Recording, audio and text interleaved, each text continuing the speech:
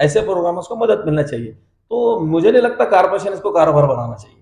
और अगर कारपोरेशन इसको कारोबार बना रही है और भाड़ा बढ़ा रही है, तो मैं कहता हूँ इतना भाड़ा जो बढ़ा ठीक है, 100-200 रुपये बढ़ा देना ये अलग बात है, लेकिन इतना 4 पट अगर तुम भाड़ा बढ़ा दे रहे तो ये तो सरासर गलत बात है। और मुझे ऐसा लगता है कि कहा जाता है तो एक नाम सामने आता है, प्रवक्ता के तौर पर सामने आता है आरिफ हुसैनी साहब, जो एमआईएम के कार्यकर्ता हैं। मैं इनसे बात करने की कोशिश करूंगा।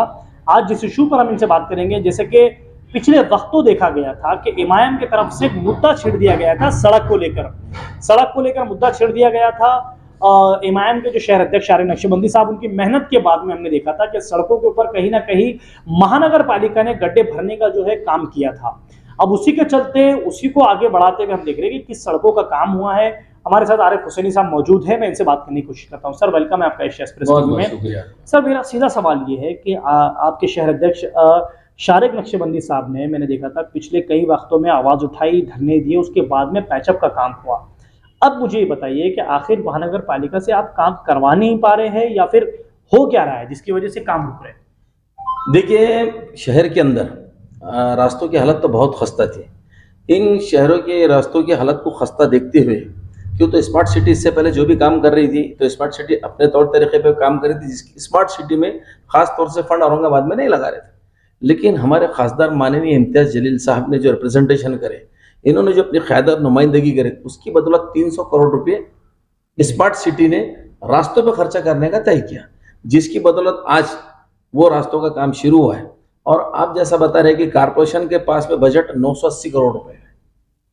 980 कारपोरेशन का इस साल का बजट 2022-2023 ने 2023-2024 का में जो भी बजट पेश किए चौधरी साहब ने, मैं बता रहा हूँ कि 980 करोड़ रुपए का बजट है। इतना बड़ा बजट होने के बाद में सैलरीज कटने के बाद में बचता क्या? सिर्फ डेवलपमेंट करना चाहिए। तो कारपोरेशन की भी ये जिम्मेदारी है कि जहाँ प्रायोरिटी है, जहाँ जिम्मेदारी जहाँ है, सत्ताधारी पक्ष जो शिवसेना बीजेपी, करोड़ों रुपए काम हर साल उनके पास निकलते कैसे?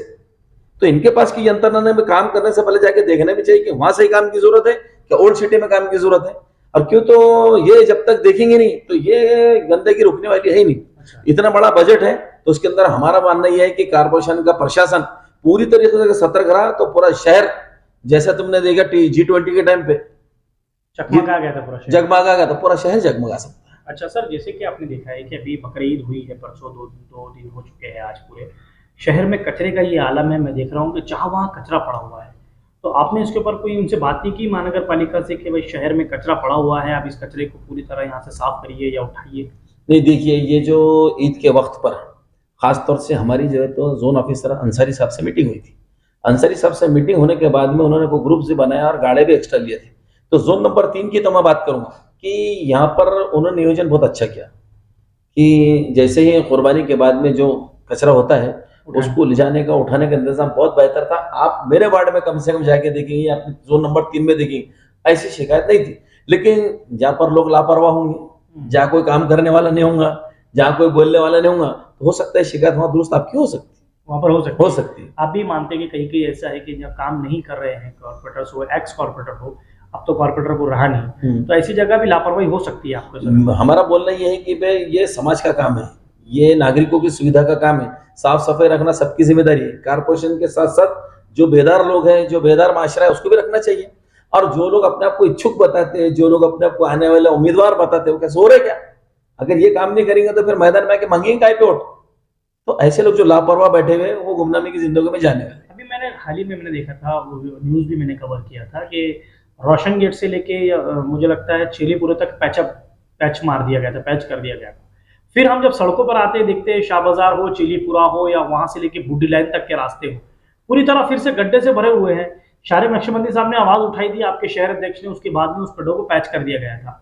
फिर क्या आरिफ हुसैनी साहब की एमआईएम कमजोर हो गई या फिर उनसे बात ही नहीं हो पा रही है आपकी? देखिए, एमआईएम कहीं भी कमजोर नहीं है। आजाद चौक से लेके तो चंपा चाहिए, तुम्हारे चंपा चौक तक आपको रास्ता मुकम्मल बना हुआ मिलेगा, लेकिन चंपा चौक से चेलीपुरा चौकी तक का रास्ता थोड़ा टूटा हुआ था। उसकी वजह ये है कि नौपुरा वार्ड का पूरा पानी स्लो से जो है तो शाह बाजार की तरफ आता, तो डामा का रोड सिर्फ उस वजह से टूटा था। लेकिन उसके बाद हमने धरने आंदोलन की, जैसा आपने बताया कि शारिक साहब, नासिर सिद्दीकी साहब, एक पूरे वफद ने जाके नुमाइंदगी की। और अभिजीत चौधरी साहब से जब हमने बात करी तो 15 लाख रुपए का अर्जेंट काम निकाला गया था रोड रिपेयरिंग के लिए। तो ये चंपा चौक से लेके तो चेलीपुरा तक का काम किया गया।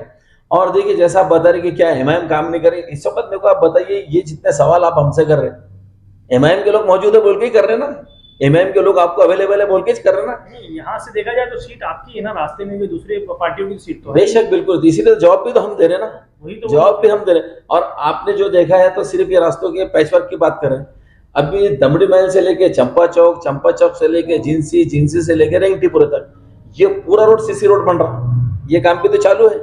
उसके बाद में आप देखेंगे कि ये मेगा कटकट गेट का जो रास्ता है जमात इस्लामी का, दमड़ी महल से लेके तो ये रास्ते का भी काम चालू है। उसी के साथ साथ आप देखेंगे रोशन गेट से लेके तो पटेल होटल तक, यानी किराड़पुरे के चौराहे तक ये रास्ते का भी काम है। और जहां पर आप रहते, जिसकी आपकी बहुत शिकायत थी, 2 बॉर्डर पे रहता था, वो काम भी आपके कहने के मुताबिक हाजी साहब साहब ने चालू करा दिया। तो रास्ते के मुकम्मल काम जो हो रहे हैं ओल्ड सिटी में, खासतौर से मैं कहूंगा ये सिर्फ और सिर्फ एमआईएम की क़यादत की बदौलत हो रही, खासदार इम्तियाज जलील साहब के नेतृत्व, उनकी क़यादत, और उसी के साथ साथ जमीन पे उतर के जो कारपेंटर काम कर रहे हैं, ये पूरे रोड लड़ झगड़ के लाए गए और बेस्ट क्वालिटी के अंदर काम हो रहा है। और ये भी कुछ दिन की बात है, अभी रास्ते बंद है, लेकिन जब ये रास्ते चालू हो जाएंगे तो लोगों को राहतें मिलना भी शुरू हो जाएगी। अच्छा, उसी के अलावा हमने देखा है कि मौलाना आज़ाद रिसर्च सेंटर का भाड़ा अभी पहले 1100 रुपये था, अभी वो भाड़ा बढ़ाकर 5000 रुपये कर दिया गया है। वंचित बहुजन अघाड़ी इसके ऊपर बड़े जोरों शोरों से मैदान में है। एमआईएम पार्टी की तरफ से अभी तक कोई ऐसी आवाज नहीं उठी है कि इसका भाड़ा इतना क्यों बढ़ा दिया गया है। देखिए इसकी वजूहत क्या है, भाड़ा बढ़ाने की, और क्यों भाड़ा बढ़ाया गया है, किराया क्यों बढ़ाया गया है, ये इसकी पूरी जानकारी हमको लेना पड़ेगा। लेकिन देखिए जैसा कि मौलाना आज़ाद रिसर्च सेंटर जो है, तो यहाँ पर बहुत सारे स्कूल की गैदरिंग होती है, यहाँ पर जो है तो धार्मिक प्रोग्राम भी होते हैं, सोशल जितने भी होते हैं, सोसाइटीज़ के सोशल प्रोग्राम्स पूरे होते हैं। और ये हाल बनाए इसलिए था कि ऐसे लोगों को प्रोवाइड किया कि कारपोरेशन की तरफ से ऐसे प्रोग्राम्स को मदद मिलना चाहिए। तो मुझे नहीं लगता कारपोरेशन इसको कारोबार बनाना चाहिए, और अगर कारपोरेशन इसको कारोबार बना रही है और भाड़ा बढ़ा रही है, तो मैं कहता हूँ इतना भाड़ा जो बढ़ा ठीक है, 100-200 रुपये बढ़ा देना ये अलग बात है, लेकिन इतना 4 अगर तुम भाड़ा बढ़ा दे रहे तो ये तो सरासर गलत बात है। और मुझे ऐसा लगता है कि आज हाउस में बॉडी नहीं है, कॉर्पोरेशन में कॉर्पोरेटरों की बॉडी नहीं होने का हो सकता है नाजायज फायदा उठा रहे होंगे, लेकिन बॉडी जैसी आ जाएंगी तो इंशाल्लाह हम ज्यादा बड़ी बात नहीं करते। एमआईएम पार्टी वो पार्टी है जो ये भाड़ों को बराबर दोबारा अपने बराबर लाइन पे लाएगी। कितना टाइम लगेगा जैसी चुन के आएंगे बॉडी, इसके लिए इलेक्शन तो इस साल अगर नहीं हुआ तो नहीं देखिए अब ये कैसा, ये सारा पॉलिसी मैटर है, ये सारी चीजें बॉडी में छूट, जब तक आप बात ही नहीं करेंगे नहीं बात सुनिए, बात बिल्कुल करेंगे, पूरी मालूमात देंगे, जाके जानकारी लेंगे, लेकिन अगर कोई डिक्टेटरशिप पे ही उतर जाए, अगर कोई हर धर्मी पे उतर जाए, तो उसके लिए रास्ता तो अपन आप जमहूरी तरीके से जितने रास्ते उसका पूरा इस्तेमाल करेंगे। और इंशाल्लाह हाउस में जितने एमआईएम के कारपोरेटर रहेंगे, ये जितनी चीजों के ऊपर ये रेट बढ़ाने का, कारपोरेशन जो कारोबार करना चाह रही, कारपोरेशन का हमें सहूलतें पहुंचाना, मास्टर शासन से पैसे लेके आना, डीपीडीसी से पैसे लेना, दलित बस्ती के पैसे आते, करो ना इसमें डेवलपमेंट, लेकिन लोगों को तकलीफ देके इनकम करना क्यों चाह रहे, और उस जगह से जहाँ लोगों को हमने सहूलतें देना चाहिए। अच्छा, एक आखिरी सवाल मेरा ऐसा है हुसैनी साहब, सूत्रों के हवाले से पता चला है कि बीआरएस पार्टी में एमआईएम के कई कॉर्पोरेटर्स प्रवेश करने वाले हैं, तो आपको नहीं लगता कि एमआईएम को बड़ा झटका लगने वाला है? नहीं, एक बात सुनिए आप मेरी बात, आपकी जानकारी में जो भी बात आ रहा है, जो सूत्र है आपके, वो सरासर गलत बात बता रहे हैं आपको। देखो जिस पार्टी की आप बात कर रहे हैं उनका संगठन ही नहीं है यहाँ, बेवकूफ आदमी भी वहां जाने की नहीं सोचेंगे, अच्छा, तो अकलमंद क्यों जाएंगे? फिर जितने बड़े सुनिए लोग शहर के सुनिए, अब मेरे नहीं, मैं उनकी बात नहीं कर रहा हूँ, अभी आपने एमआईएम पे इल्जाम लगाया तो वो बात ले लीजिए। और जितने कारपोरेटर्स जिनको पार्टी ने निकाला है, अगर हो जाते हैं तो जो लोग जिम्मेदारी से काम कर रहे हैं उनके ऊपर इल्जाम नहीं आना चाहिए। और हम और हमारी पार्टी पूरी तरीके से सक्षम है, आने वाले हम मुकाबला। आरिफ हुसैनी साहब, जैसे कि देखा गया कि मौलाना आज़ाद रिसर्च सेंटर की जब बात हो रही है, तो जब उन पर इसने उसका भाड़ा बढ़ाया गया है, जैसे आप कह रहे हैं कि वो अगर नहीं माने तो क्या है, जमहूरी तरीके से आप बात करेंगे, तो कमिश्नर साहब नए आए हैं, आपसे उनकी कुछ बातचीत हुई है एमआईएम पार्टी की तरफ से? देखिए अभी जो अपने नए कमिश्नर है जी श्रीकांत साहब, तो माननीय जी श्रीकांत साहब के अंदर एक नया जोश है, एक नई उमंग है, और वो शहर के अंदर तरक्की के काम करना चाहते हैं, वो विकास के काम करना चाहते हैं, डेवलपमेंट के काम करना चाहते हैं।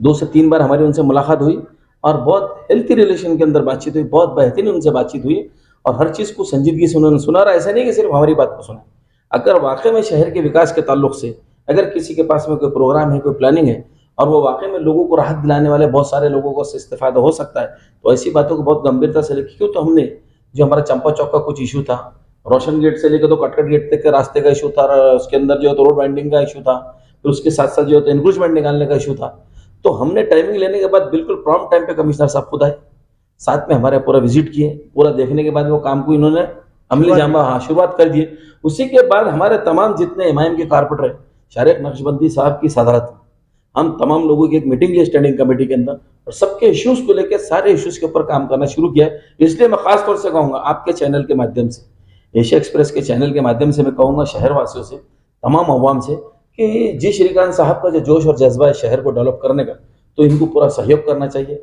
इनको पूरी मदद करना चाहिए। और जो लोग टैक्स पे ही है, खासतौर से मैं कहूँगा वाटर टैक्स जो लोग भरते, जो लोग रेसिडेंशियल टैक्स भरते और जो लोग जिस किसी भी कारपोरेशन को टैक्स भरते, उन्होंने टैक्स भरना चाहिए कि तो यही कारपोरेशन की इनकम है। तो मैं समझता हूँ कि ये कमिश्नर साहब से बहुत सारी उम्मीद है और शहर बहुत अच्छे तरीके से डेवलप हो सकता है। Thank you.